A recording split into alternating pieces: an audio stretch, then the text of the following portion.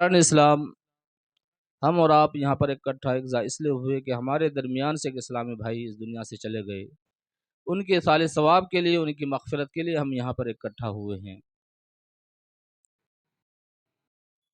رب کائنات قرآن مجید فرقان حمید کے اندر ارشاد فرماتا ہے کل نفس ذائقۃ الموت، جس چیز کے اندر بھی جان ہے اسے موت کا ذائقہ چکھنا ہے۔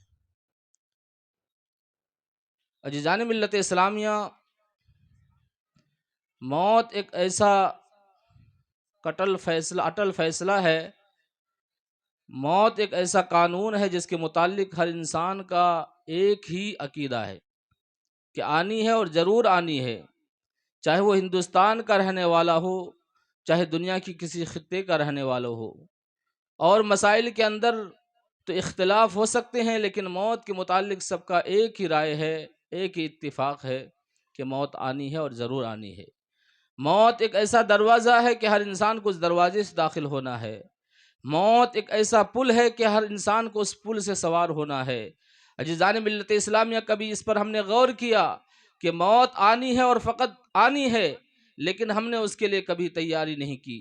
کبھی ہم نے اپنے گریبان میں جھانک کر نہیں سوچا کہ ہم اس دنیا کے اندر لہو لعاب کے اندر زندگی گزار رہے ہیں، ہمیں بھی موت کی آغوش میں جانا ہے، ہمیں بھی قبر میں جانا ہے، ہمیں بھی آخرت میں زندگی کے جو کارنامے ہیں اس کا ہمیں رب کی بارگاہ میں ہمیں اس کے جو انجام ہے وہ ہمارے سامنے ہوگا، اس کے متعلق ہم نے کبھی نہیں سوچا۔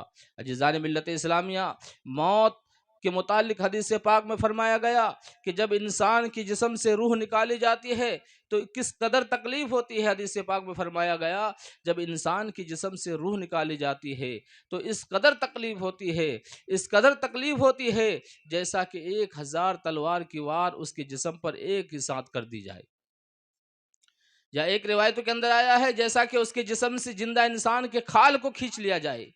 آپ غور کریں کہ اگر زندہ انسان کے ناخن کو پلاس سے پکڑ کر کھینچا جائے تو اسے کس قدر تکلیف ہوگی، وہ چلا رہا ہوگا، چیخو پکار کر رہا ہوگا، عزیزان ملت اسلامیہ درد سے کرا رہا ہوگا۔ لیکن حدیث پاک میں فرمایا گیا کہ موت کی تکلیف، اللہ اکبر، یہ ناخن جو کھینچا جائے گا یہ تو کچھ بھی نہیں ہے۔ جب انسان کی جسم سے روح نکالی جاتی ہے اس قدر تکلیف ہوتی ہے جیسا کہ زندہ انسان کی جسم سے کھال کو کھینچ لیا جائے، یا 1000 تلوار کی وار اس کے اوپر ایک ساتھ کر دی جائے۔ یا ایک روایتوں کے اندر آیا ہے جب موت روح سے نکالی جاتی ہے تو جسم کو اس طرح سے چکنا چور کر دیتی ہے جیسا کہ ایک باریک کپڑے کو کانٹے دار جھاری کے اوپر رکھ دی جائے اور اس کو آرام سے دھیرے سے کھینچا جائے تو وہ کپڑا صحیح سلامت نہیں رہے گا، بلکہ اس کے تار الگ الگ بکھر جائیں گے۔ اسی طرح جب انسان کی جسم سے روح نکالی جاتی ہے تو انسان کے جسم کے ٹکڑے ٹکڑے ہو جاتا ہے۔ اسی لیے تو مرنے والا انسان زندوں سے یہ کہتا ہے، اے مجھے کندھے پر سوار کر کے لے جانے والو، اے مجھے قبرستان کی طرف اپنے کندھے پر سوار کر کے لے جانے والو، سنو، مجھے آہستہ آہستہ لے جاؤ، اس لیے کہ میرا جسم چکنا چور ہو گیا ہے، میرا جسم پورا چکنا چور ہو چکا ہے، میری روح جب میرے جسم سے نکالی گئی تھی تو میرے جسم کے ٹکڑے ٹکڑے ہو گئے ہیں۔ اللہ اکبر، عزیزان ملت اسلامیہ، پتہ چلا کہ جب انسان کی روح نکالی جاتی ہے تو بہت پریشانی ہوتی ہے اور بہت تکلیف ہوتی ہے، لیکن عزیزان ملت اسلامیہ، حدیث پاک میں یہ بھی فرمایا گیا جو نیکوکار انسان ہوتا ہے، جو اللہ کا فرما بردار انسان ہوتا ہے، جو اللہ عز و جل کی بندگی کرنے والا ہوتا ہے، نمازوں کی پابندی کرنے والا ہوتا ہے، ماں باپ کے ساتھ حسن سلوک سے پیش آنے والا ہوتا ہے، رشتہ داروں کے ساتھ رشتہ نبھانے والا ہوتا ہے، اس کے متعلق فرمایا گیا جب اس نیک انسان کی روح نکالی جائے گی تو اسے تکلیف نہیں ہوگی، بلکہ ایسا محسوس ہوگا جیسے ماں اپنے بچوں کو تھنوں میں دودھ پلاتی ہے اور وہ بچہ تھنوں سے دودھ منہ اپنے تھنوں سے باہر نکالتی ہے تو تھوڑا سا ہلکا سا جھٹکا سا محسوس ہوتا ہے، ایسا ہی اس کو تکلیف ہوگا۔ عزیزان ملت اسلامیہ، ایک روایتوں کے اندر آیا ہے کہ ہمارے پیارے آقا صلی اللہ تعالیٰ علیہ وسلم کی جب روح نکالی گئی، دیکھیے ہم اور آپ تو کس کھیت کے مولی ہیں، پیارے آقا صلی اللہ تعالیٰ علیہ وسلم کی جب آخری وقت قریب آیا تو حضرت ملک الموت دروازے پر دستک دے اندر آنے کی اجازت طلب کرتے ہیں۔ دیکھیے جب انسان کا جب وقت پورا ہو جاتا ہے تو اس کی اللہ تعالیٰ کا حکم ہوتا ہے اور ملک الموت آتا ہے اور اس کی روح لی جاتی ہے، کوئی اجازت نہیں لیا جاتا۔ لیکن میرے آقا صلی اللہ تعالیٰ علیہ وآلہ وسلم کی بارگاہ میں جب ملک الموت روح نکالنے کے لیے آتے ہیں تو اندر بے اجازت داخل نہیں ہوتے، بلکہ دروازے سے جانے کی اجازت طلب کرتے ہیں۔ اللہ اکبر! اور وہ بھی ملک الموت فرشتوں کی شکل میں نہیں، بلکہ ایک اعرابی کی شکل میں، ایک دیہاتی کی شکل میں آقا صلی اللہ تعالیٰ علیہ وآلہ وسلم کے دروازے پر دستک دیتے ہیں۔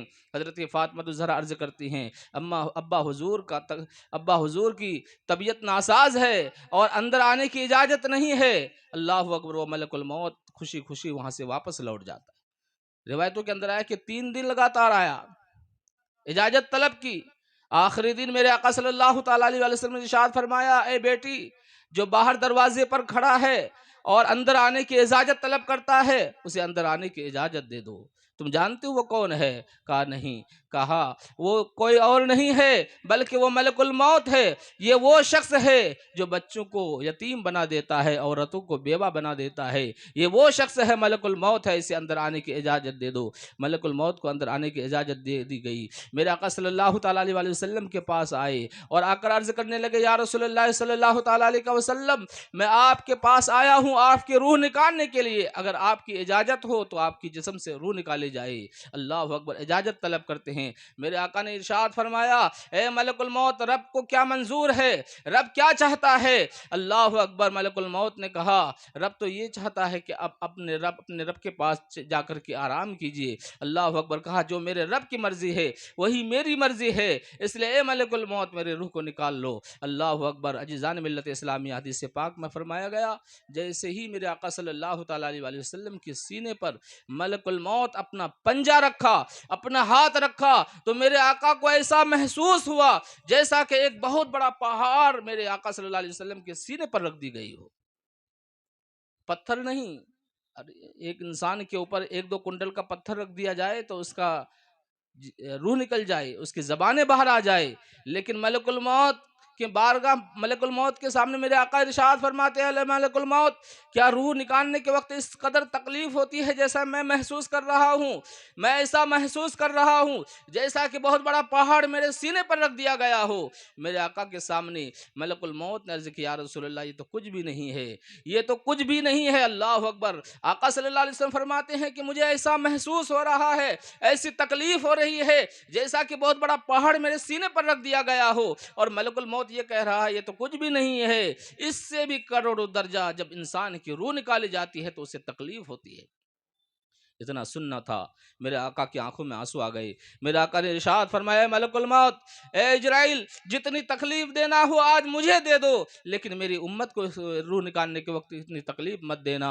اس وقت ملک الموت نے کہا تھا، یا رسول اللہ صلی اللہ تعالیٰ علیہ وسلم، جو آپ کا وفادار امتی ہوگا، جو اللہ کا فرما بردار بندہ ہوگا، نمازوں کا پابند ہوگا اور ہر نماز کے بعد آیت الکرسی کی تلاوت کرنے والا ہوگا، اس کی روح اس طرح سے نکالی جائے گی، اس طرح سے نکالی جائے گی جیسا کہ گوندے ہوئے آٹے کے اندر بال گر جاتا ہے تو اس بال کو بڑی آسانی سے باہر نکال لی جاتی ہے، اسی طرح نیکوکار کی روح نکالی جائے گی کہ اسے تکلیف تک نہیں ہوگا، اسے تکلیف تک نہیں ہوگا۔ تو عزیزان ملت اسلامیہ، پتہ چلا کہ جب انسان کی جسم سے روح نکالی جاتی ہے تو بڑی تکلیف ہوتی ہے، لیکن جو اللہ کا فرما بردار بندہ ہوتا ہے، جو اللہ کا نیکوکار بندہ ہوتا ہے، اس کی روح اس طرح سے نکالی جاتی ہے کہ اسے احساس تک نہیں ہوتا۔ اس لیے مسلمانوں، نمازوں کی پابندی کرو، گناہوں سے توبہ و استغفار کرو، اپنے ماں باپ کے ساتھ حسن سلوک سے پیش آیا کرو، رشتہ داروں کے ساتھ رشتہ نبھایا کرو۔ عزیزان ملت اسلامیہ، جب ہم دنیا کے اندر اچھے اعمال کر کے جائیں گے تو انشاءاللہ قبر کے اندر بھی ہمیں آرام ہوگا، آخرت میں بھی آرام ہوگا، روح نکالنے کے وقت بڑی آسانی سے روح نکال لی جائے گی۔ اس لیے مسلمانوں، نمازوں کی پابندی کرو، خاص کر کے نوجوانوں سے بھی گزارش ہے کہ آپ نماز پڑھا کرو۔ نماز ایک اہم عبادت ہے، اس کے بغیر انسان کوئی کام کا نہیں، اس کے بغیر انسان کوئی کام کا نہیں ہے۔ دیکھیے، دوئم خلیفہ حضرت عمر فاروق اعظم رضی اللہ تعالی، ایک صحابی رسول ہے، نماز کی حالت میں آپ پر وار کر دی جاتی ہے، تلوار چلا دی جاتی ہے، آپ بے ہوش ہو کر زمین پر آتے ہیں۔ جب ہوش آتا ہے تو آپ سب سے پہلا جو سوال کرتے ہیں تو نماز کا کرتے ہیں کہ نماز کا وقت ہے۔ اللہ اکبر! پتہ چلا کہ نماز سے صحابہ کرام کو بڑی محبت ہوا کرتے تھی، اور جو ایمان والے ہوتے ہیں جب نماز کا وقت ہوتا ہے اسے خیال رکھنا چاہیے، وہ خیال رکھتے ہیں کہ نماز کا وقت ہو گیا، اپنے کام دھندوں کو چھوڑ دیتے ہیں اور نماز کی طرف رواں دوا ہو جاتے ہیں۔ اس لیے مسلمانوں، جب نماز کا وقت ہو جائے تو اپنے کاروبار کو موقوف کر کے، اپنے کام دھندوں کو بند کر کے اللہ کے ذکر کی طرف چلے جاؤ، اس لیے کہ یہی نماز ہماری قبر کے اندر بھی کام آئے گی۔ جب گنہگار کو قبر میں سجا دی جائے گی اور عذاب کے فرشتے اس کے قبر کے اندر آئیں گے، تو یہ نیک عمل، یہ نمازیں، یہ قرآن کی تلاوتیں، یہ اللہ تعالیٰ کی بندگی، یہ سامنے آ جائے گی اور وہ عذاب کے فرشتوں کو آپ کے قریب تک آنے نہیں دے گا۔ اس لیے مسلمانوں، دنیا کی زندگی کے اندر نیک عمل کرو، گناہوں سے توبہ و استغفار کرو۔ اللہ تعالیٰ ہم تمام مسلمانوں کو آخرت کی تیاری کرنے کی توفیق عطا فرمائے، اور اللہ تعالیٰ ہم تمام مسلمانوں کو دنیا میں رہ کر آخرت کی تیاری کرنے کی توفیق عطا فرمائے، اور مرحوم جو اس دنیا سے چلے گئے اللہ تعالیٰ ان کی بے حساب مغفرت عطا فرمائے، ان کی قبر کے اندر رحمت و انوار کی بارش عطا فرمائے، اور ہم سب کو بھی آخرت کی تیاری کرنے کی توفیق عطا فرمائے۔ بولنے میں کوئی غلطی ہو گئی تو اللہ تعالیٰ کی بارگاہ میں توبہ کرتا ہوں، پروردگار عالم ہمارے گناہوں کو معاف عطا فرمائے۔ آمین آمین، وآخر الدعوانا ان الحمدللہ رب العالمین، استغفر اللہ رب من کل ذنب واتوب علیہ، لا الہ الا اللہ محمد رسول اللہ صلی اللہ تعالیٰ علیہ وسلم۔